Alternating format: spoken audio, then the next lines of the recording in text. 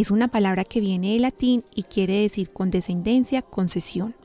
Los romanos la utilizaban para significar la remisión o condonación de las penas que los emperadores solían hacer en algunas ocasiones. Era como una especie de amnistía decretada con ocasión de acontecimientos muy importantes.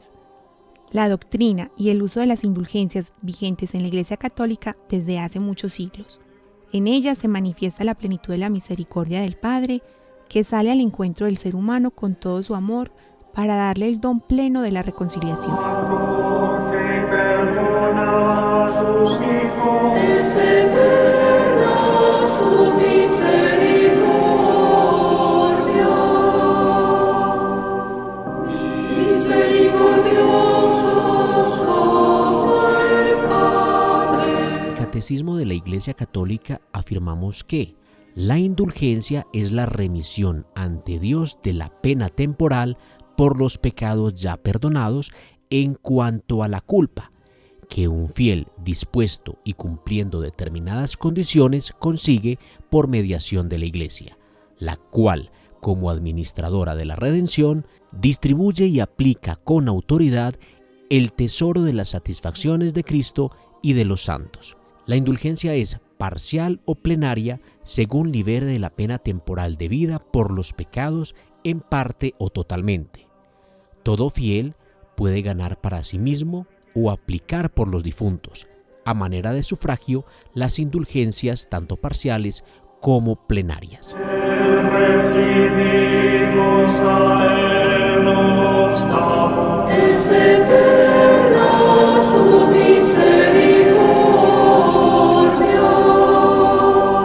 El corazón se abra a quien tiene. Para entender la doctrina y la práctica de la Iglesia acerca de las indulgencias, es preciso recordar que todo pecado tiene una doble consecuencia. Genera una pena eterna, es decir, como nos aparta de la comunión con Dios, nos priva de gozarle en la eternidad en el cielo. Genera también una pena temporal, que quiere decir que no solo perdemos la comunión con Dios, sino también con los hermanos. Una vez que pecamos, dejamos una consecuencia del mal. Por ejemplo, si le grito a una persona, quizá por eso que yo le hice, esa persona pierda la paciencia y termina gritando y ofendiendo a los demás. Es claro, nuestro pecado genera en consecuencia otros pecados en nosotros y muy posiblemente en los demás. Para quedar libre de pecado, la Iglesia nos enseña que debemos confesarnos. ¿Qué sucede en la confesión? Que Dios nos perdona los pecados, porque Cristo murió en la cruz por nosotros. Con la confesión se nos borra la pena eterna, quedamos en comunión con Dios.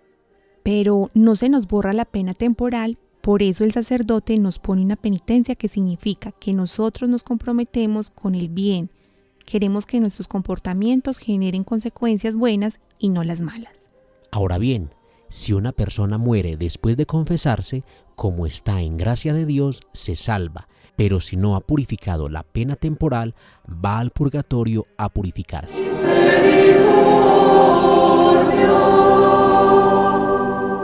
Misericordiosos como el Padre. Como la Iglesia tiene un tesoro constituido por los méritos de la pasión, muerte y resurrección del Señor Jesús, por la ayuda espiritual de la Virgen y los santos y por las oraciones de la misma Iglesia, y ella, administradora de la redención, distribuye este tesoro de gracia en bien de todos los creyentes. Pero esto no se realiza de modo mágico. Para recibir la indulgencia hay que excluir cualquier afecto al pecado, incluso al venial. En la Iglesia, por la comunión de los santos, todo pertenece a todos y ella, en momentos especiales como este año de la misericordia, nos concede la indulgencia que nos perdona la pena temporal, es decir, que quien la recibe va directamente al encuentro con Dios en el cielo. En palabras más sencillas, lo que esto significa es que si después de haber ganado la indulgencia plenaria la persona muere, ya no tendrá que pasar por el purgatorio para purificar la pena temporal, sino que entrará directamente al cielo, porque la indulgencia se ha encargado de eliminarle la pena temporal debida por el pecado. Y una tierra nueva. Es eterna su misericordia. Cualquier ejemplo se quedaría corto para expresar esta realidad, pero piensa en un niño que juega al balón en la calle, De repente, por un descuido, lanza el balón contra una ventana de vidrio. Como consecuencia, el vidrio se rompe completamente. El niño temeroso se acerca donde el dueño de la ventana para pedirle perdón. El dueño, usando misericordia para con el niño, lo perdona por el hecho ocurrido, pero le exige que debe reponer el vidrio para que todo quede saldado. Reponer el vidrio es como la penitencia que debe cumplir para reparar el daño cometido.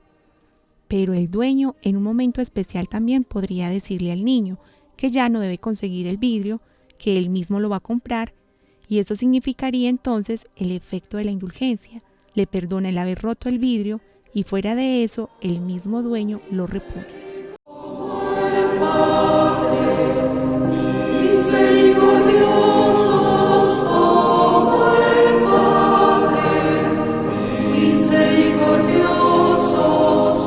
Nadie que gane la indulgencia plenaria puede aplicarla a otras personas que aún viven. En cambio, la indulgencia plenaria sí se puede aplicar a los difuntos, tanto conocidos como desconocidos.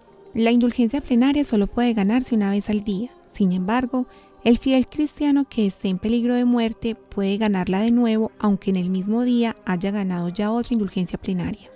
Es oportuno señalar que con una sola confesión sacramental pueden ganarse varias indulgencias.